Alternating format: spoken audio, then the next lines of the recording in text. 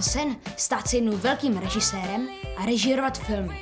Táta sice říká, že se to nejdřív musím naučit, ale já se stejně rozhodl, že natočím film už teď. Tohle je můj táta, moje mamka, chce být těhotná, ale není. Harry Skobálek. Čau. Chodí se mnou do školy.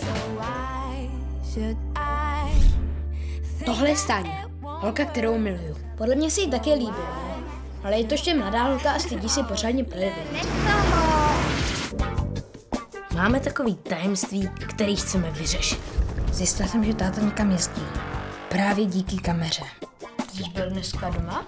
Vlastně jsem byl doma. Jel jsem věci do práce, proč? Takže táta mi kecá. To je pro vás? Ano, tamhle s tím autem, prosím vás. Počkat. To myslíte vážně?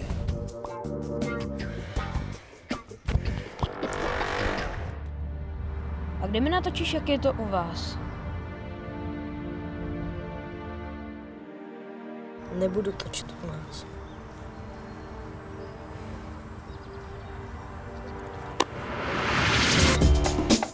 Trénink na cestu k moři! Hrvatka domovina!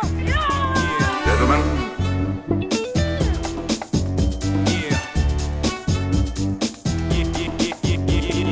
Gentlemen.